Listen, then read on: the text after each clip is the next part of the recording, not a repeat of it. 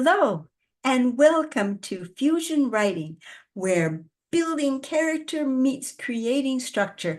We are on Tuesday, the map, and we are going to be talking about, in a little bit more depth, about our writing week. We always have so much fun writing, and of course, we have our meeting on Zoom, our Zoom call every Saturday, but the writing week Zoom call is always especially exciting because we're talking about the little writing projects that came out of the lessons for this month. So before I go into anything at all about my section, I'm going to turn it over to Victoria. Hello, friends. Welcome back. This is the Tuesday map session of our writing week. This is where the rubber meets the road and we start to get the stuff on the page that we've been building as we work through the prior week's exercises. So without further ado, what I want to share with you are some of the higher level concepts that are appearing in the book that I'm writing, which is called Zettelkasten for Fiction. It's taking the best aspects of using a Zettelkasten as a research tool, as a workhorse to get your work done, and it's marrying those up with all of the different ways that you can write fiction. So it's a multi-tool because I'm not just teaching you one way. I'm giving you an array of tools so that you can pick and choose what works. So let's see how that looks in our writing week. If we go back and we look at where I began, I started with you working on character development. I wanted you to think about who is this main character that I am so in love with that I can't wait to share with the world, that I can't wait to give this gift of this awesome person to my readers and take them on a journey through my story. So if you've done your homework and you've started to do some of that character development, maybe even using the character development sheet that I shared back in month 1, if you need to go back and find that little puppy, it's super helpful. I want you to think about, how am I going to challenge this character? If you haven't started writing about the kinds of things that your character either fears or maybe things that they dread, things that they don't like or they disagree with, those are some key points that will give you a heading for how to write that character's story. For example, in my novel, my main character, Tara, has a phobia, a serious phobia of horses because of something that happened in her childhood. So what's the thing that I have to throw in? Absolutely, it has to be something with horses. So as you start to think about, how am I going to pack that character full of the things that they will then be able to challenge and triumph over in the story?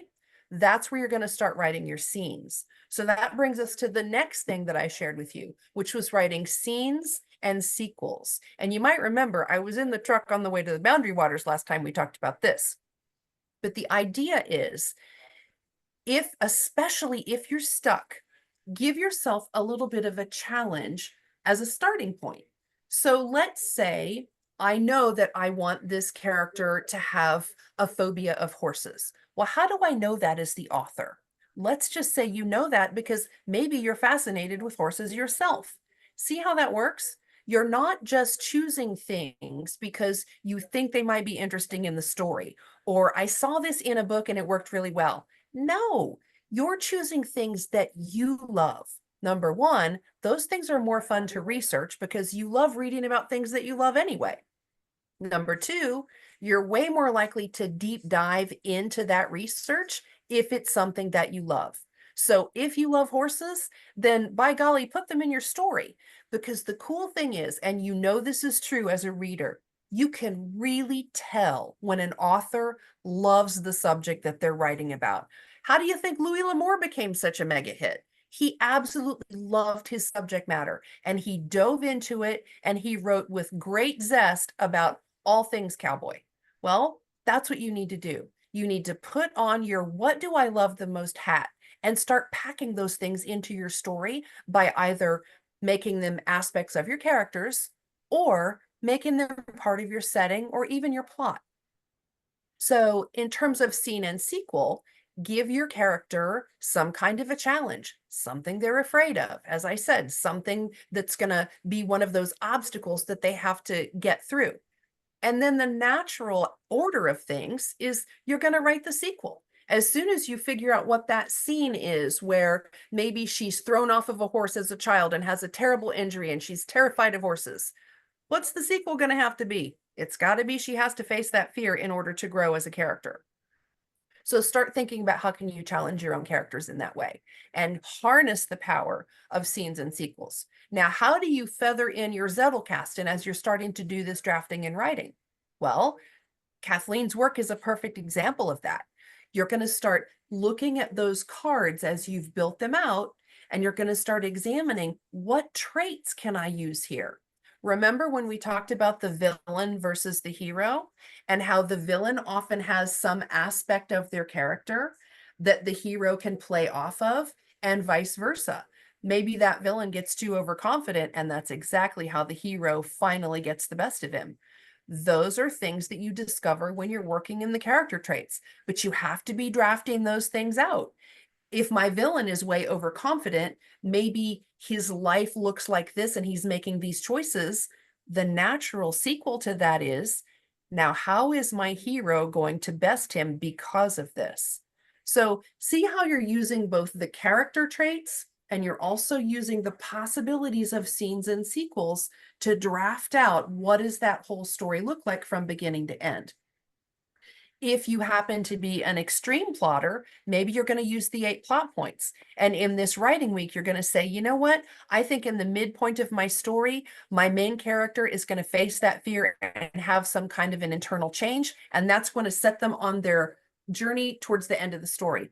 Okay, then sit down and sketch out in your drafting. What does that midpoint look like? When they look in the mirror and face that fear, what does that look like internally? What does it look like externally? Maybe they have a conversation with a friend. Draft out that dialogue. Just get those words sketched out on the page so that you can look at them and then start to decide, do I want to keep this? Do I want to change this? Do I want to incorporate something else? And then is that going to set me forward in the story? You're leaving yourself breadcrumbs in the way that you're using each of the aspects together. Ultimately, that's going to lead you to your character arc. My character starts here. They're going to face these obstacles and challenges, and they're going to end up over here. And that's another way, as you're drafting and sketching these things out, how you're going to discover that story and let it reveal some of itself to you, because you don't always know where your characters are going to go. Mine surprise me all the time, and I think, wow, how did we end up over there? But oftentimes it happens because I'm doing the writing, I'm letting the characters have their conversations, and something shows up and I think, I can't believe I thought of that. Well, I didn't. It was the characters talking to each other, but you've got to get it on the page to make those discoveries. So with that, I will send you on your way to writing. Start just drafting those things out and see where it takes you. Either way, you'll have a little bit more of your story written because of it. I'm going to send you over to Kathleen and let her take it away. Thank you, Victoria. What I'm going to show you today in the map section is go into something that's a little bit more concrete, that's based on the 2 character trait groups that we talked about this month, attention and dependability. And we're going to see how combining character traits can help you create a more believable character, a more well-rounded character. And just by bouncing 2 different character traits off against one another, it can spark creativity that can help you write your story. So Victoria talks a lot about plotting and planning to get your story going forward. I like to start before I even write anything in my story. I like to get to know my characters by writing character sketches. And I'll show you how I do that process in the map this week. So I'm going to switch over to my down-facing camera. Okay, here we are over on my desktop. Do you remember that this time we talked about dependability was one of the character traits subgroups that we talked about this month. And we said that dependability was broken down into responsibility and loyalty and trustworthiness and sincerity, all of the things that make your character dependable.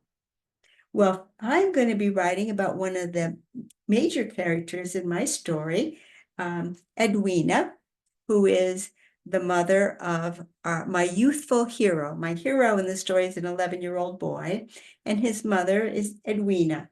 And what we're going to find out with Edwina is that she's kind of up in the air on responsibility. She's aware of the importance of responsibility, but she will give herself excuses sometimes and say, well, I don't have to do the responsible thing right now because. So we'll see how this can play out against the other character trait that character trait subgroup that we talked about this month, which is the attention subgroup. Now, the attention subgroup is interesting. It has two character traits, meekness and modesty. And the funny thing is that the way we use those two terms is somewhat the same as the way they're used when we're talking about a character trait. There's some overlap, but we're going to use these terms in a much more strict way, because these two character traits really talk about the struggle for attention. Meekness is about a character's ability to give attention to others. And modesty, we often think of being, oh, are you going to dress, prim and proper, or are you going to be in a skimpy bathing suit? We think of that as modesty. Modesty, again, when it's talking about a character trait, modesty is all about attention also. And it's about to what degree does the character feel a need to draw attention to him or herself. I'm going to be focusing in the example that I give. I'm going to use the character trait of meekness for the example. A is the actual story that I wrote that you'll get to see if you come to our fusion writing meeting on Saturday. My main character, Edwina, pretty much thinks only about herself. She has an 11-year-old son, but she gets up in the morning and she's thinking about her work assignment. She's thinking about what she's got to accomplish that day. She's got a major goal that she's got to deliver on. So then she's looking into her schedule. Oh, where do I have a time slot? Uh-oh, no time slots available. My schedule's all full. Well, I guess I need 2 solid hours. So I guess it's going to have to start at 5 p.m. So then she goes to get breakfast, and there's her son. He's fixed himself a bowl of cereal. She's going to go fix herself an English muffin. She reaches for the muffins and comes up with a wet sleeve. Oh, she put her sleeve down in orange juice. So what does she think about? Why? Oh, I should have gotten my son a breakfast? No, no, no, no, no. She's immediately thinking, I can't wait until he's old enough to get his own orange juice without leaving a puddle on the counter. And then she communicates with Jonathan. He sits down just as he's finishing up his cereal. And so what does she say? How is your day? What have you got planned? Oh, no, no, no, no, no. She's telling him it's going to be a late night tonight. So stay in the after school program as long as they'll have you. And then be sure to bring something extra to read. So that's the map for me for using these in writing. So what do you have to say to sum us up, Victoria? Holy cow, that was amazing. I love the detail with which you can start to break down every aspect of the character. It's what I like to call being able to toggle them and make decisions about, if I just do this over here, what is it going to look like over there?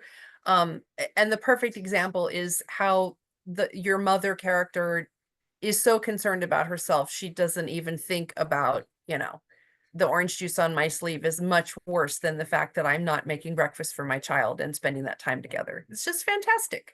So I would say to our writers, this week is where the rubber meets the road. So out of this episode, choose a couple of things that resonate with you or that tickle that creativity, that little bit of inspiration, and start getting that stuff on the page, because we want to see you over in LiLLiPub and have you join us in our workshop so we can talk about your writing, start to unpack some of the wonderful story done. So we will see you over in the LiLLiPub forum. Yep. And don't forget, Tuesdays might be the last day on YouTube for the week, But our week continues over on LiLLiPub. Wednesday, Thursday, Friday, we're talking about these ideas over in LiLLiPub. And every Saturday, we have a wonderful Zoom call where we get together, we share writing, we talk about these ideas. So come on over to LiLLiPub and join us. Bye-bye. Thank you.